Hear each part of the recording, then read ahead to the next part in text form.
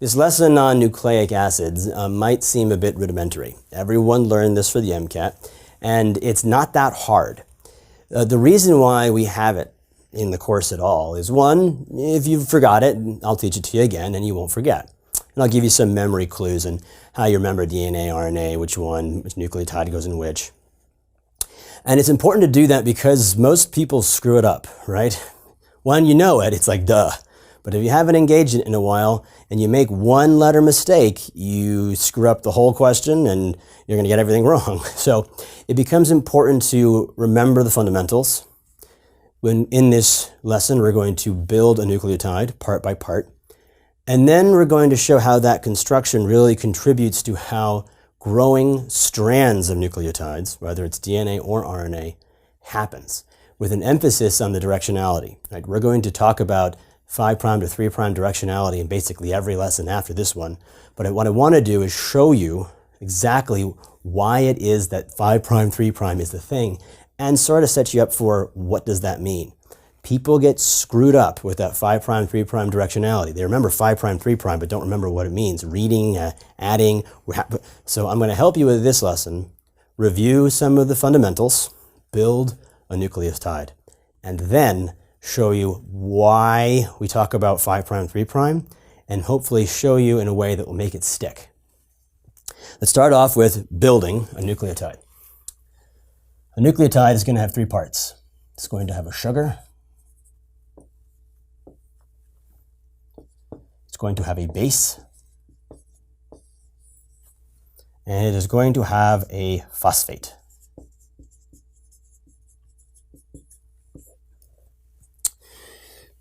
The sugar.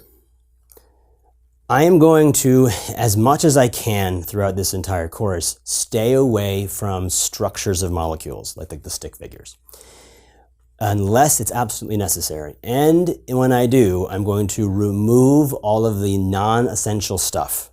The idea is I want to get you a sense for what the molecule is doing, have you be able to identify it if you quickly glanced at something, but you do not need to know the structure of molecules. Right? Here you do. So the sugar is in the shape of a pentagon. That would be good, except the top of the pentagon is not a carbon, and that really screws people up. Instead, the last carbon, and there are 5, is off to the side, sticking off on its own. If we number the carbons, the 1 carbon is to the right, 2 is bottom right, 3 is bottom left, 4 is at the intersection of all this stuff, and the 5 carbon is off on its own on its little stick. Whether it's RNA or DNA, it's the same thing. The 1 carbon is off to the right, 2 carbon down to the right, 3 carbon down and to the left, 4 carbons at the intersection, 5 carbon off on its little stick. As a general rule, each carbon should have its own oxygen. And oxygen just doesn't sit there, so it comes in the way of a hydroxyl group. Watch. The 1 carbon has an hydroxyl group. The 2 carbon has an hydroxyl group. The 3 carbon has an hydroxyl group. The 4 carbon at the intersection, this is how that pentagon-shaped thing happens without that 5th carbon at the tip of the pentagon. 4 carbon's oxygen is at the top. That means 5 carbon must have a hydroxyl group. If you've got all these hydroxyl groups, you are ribose. And ribose is used in RNA. If instead you have almost all of your hydroxyl groups, 5's got it off on its flag, 4 has it stuck together, 3 has an hydroxyl group, 1 has an hydroxyl group, but if 2 doesn't, if 2 is missing hydroxyl group, that is then an oxygen has been removed, a deoxyribose. That is going to be the sugar of DNA. So at this point in the sugar, all you need to know is look at the 2 carbon. Is there an hydroxyl group? If yes, RNA. If no, DNA. Now, the body also knows that there are certain bases that are going to go with DNA and certain bases that are going to go with RNA. But you don't necessarily know that unless you were able to look at that pentagon-shaped structure with the O at the top and decide at the 2 position, is it hydroxy or not? Bases, there are 2 kinds. There are purines, and purines, the word purine has 2 syllables, and each of the purines has 2 rings. There are also pyrimidines.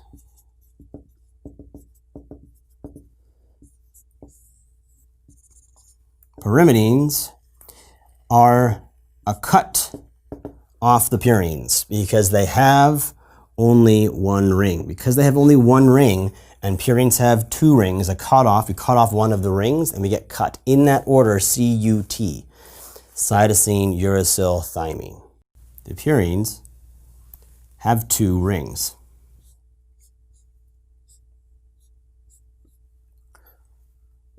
And there are 2 purines.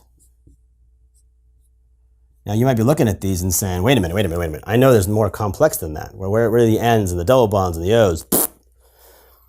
As long as you recognize in a RNA DNA question that there are 2 rings, you know that it's a purine. And the only thing that matters to separate the 2 is going to be the amine group. The amine group, the NH2, at that position is adenine. Alliteration. And if you deaminate, that is, remove the nitrogen, what you're left with is a double bonded O. That is guanine. Now, if you know AGCUT, those are the 5 potential nucleotides, and you know that the pyrimidines are cut, cytosine, uracil, thymine, that leaves only A and G for the purines. And since you know that the amine version is an adenine, the non-amine version must be guanine. That's how I keep these straight. There's lots of other ways of doing it. If you have your own, cool. But this is how I keep AG, purines, CUT, straight. The pyrimidines are a lot simpler. They've only got 1 ring each. And much in the same way, we're going to start far left with the amine group. The amine pyrimidine is the C of cut, which is cytosine. Same metabolic step, we can deaminate. Deamination of cytosine leads to the double bonded O. The second in cut is U, and that's uracil. And then one more step, methylation. We take the structure of uracil, the double bonded O, and right next to it we add a CH3, a methyl group. That will give us thymine. Cut pyrimidines, AG is left over. Purines have 2 syllables in the word purine, therefore they're 2 rings. The amine is adenine. These are the bases. The bases will be added to the 1 carbon position. And you can only have 1 base per ribose sugar.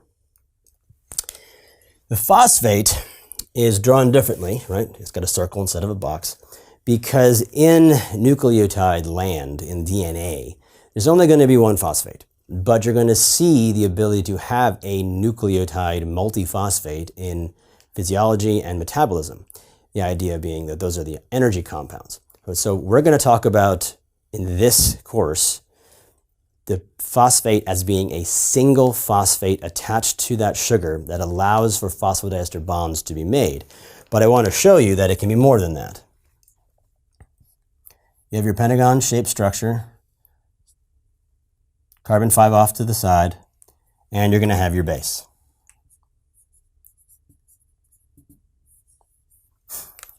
That carbon can be connected to a single phosphate.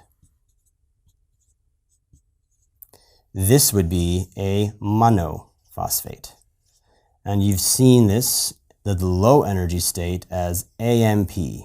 That is, if the base pair were adenine, adenine monophosphate, AMP is the low energy state of adenine. It could be attached to a second phosphate,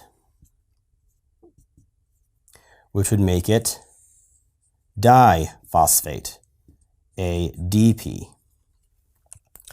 Or any of these nucleotide structures could have a third phosphate. In this case, the double bonded third O. The last phosphate in any molecule will have a double bonded O. This is a triphosphate, ATP. So you see the energy state goes up with each phosphate bond. The thing is, though, in DNA, RNA land, what we're going to have is the pentagon-shaped structure, the O at the top, a base off to the 1 position, the carbon at 5 having a single phosphate, the 3 position having its hydroxyl group, and then the 2 position being question mark. It has an hydroxyl group if it is RNA, no hydroxyl group if it's DNA. So this is the general structure of a nucleotide. And you'll see that we only have 1 phosphate attached. So in DNA land, it is a monophosphate that matters. But you're going to see it elsewhere throughout all of the step 1 material that you have other forms of nucleotide plus extra phosphates. All right, so we're almost there. What is the difference between a nucleoside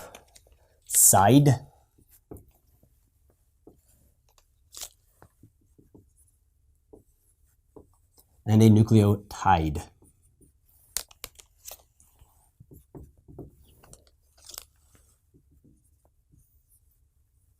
A nucleoside is going to have the pentagon-shaped structure with the O at the top. At the 1 position is going to have a base. It doesn't matter which it is. The 3 position is going to have the hydroxyl group. The 2 position is going to be question mark.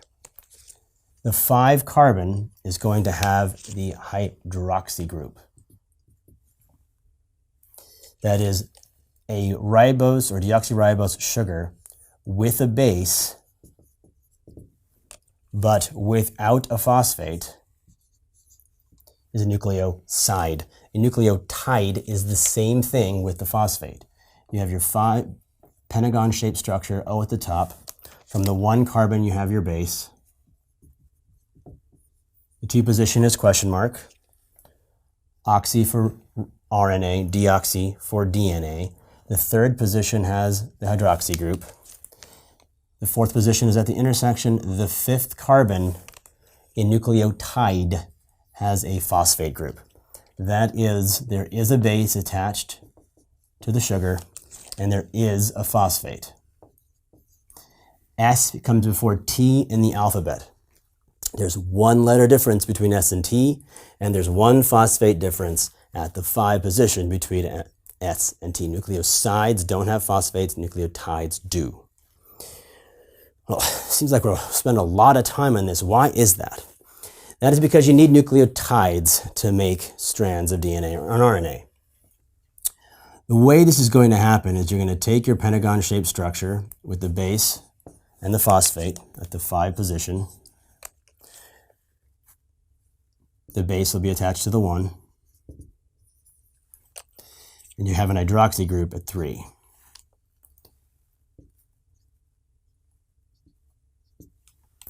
You take another one of these things. Pentagon-shaped structure. The base at 1. Phosphate at 5. I'm repeating this so that you never forget it, by the way. 3 has an hydroxy group. When these come together, the only way that 2 nucleotides can connect is whatever the existing strand or nucleotide is. The 3 position is going to be the target of the incoming nucleotide. That phosphate is going to create a phosphodiester bond between where it already is at the 5 carbon of the incoming nucleotide to the 3 carbon of the nucleotide that's already there. The 5 phosphate end attaches to the 3-hydroxy end, launching that hydroxy out of the way and creating that phosphodiester bond. This is important that you have exactly this understanding, the way it works. The way it works is the incoming 5 connects to the 3 of the one that's already there. This makes more sense if you think about it as an already existing strand of multiple nucleotides.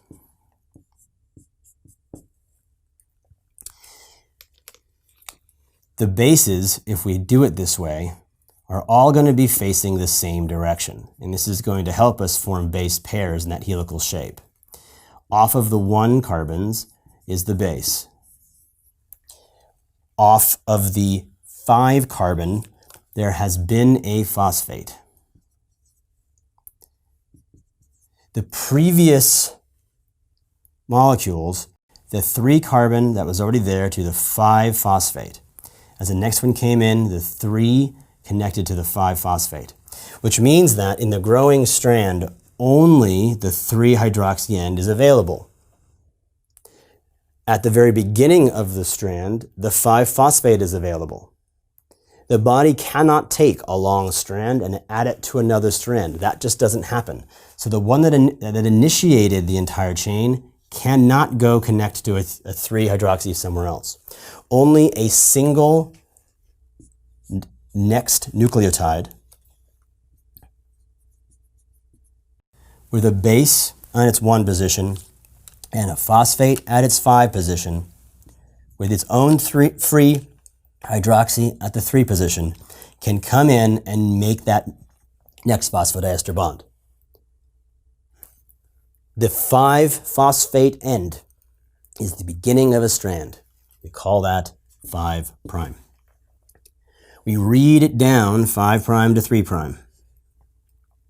The 3' end, meaning the last nucleotide in the strand, has a free hydroxy. The 5' end is the 5-phosphate that can't be added to anything. The 3' end is the free 3-hydroxy group, which can receive the next 5-phosphate. We're going to refer to this directionality of reading 5' to 3' over and over and over again. And just to illustrate the point, if you take my name and in English read it left to right, that would be the 5' to 3' end.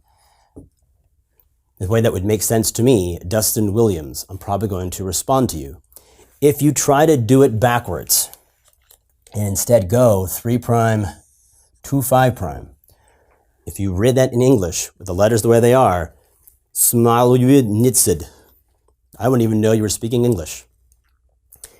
We have defined the way we read English left to right. In the same sense, we have defined the way we read DNA 5' to 3'.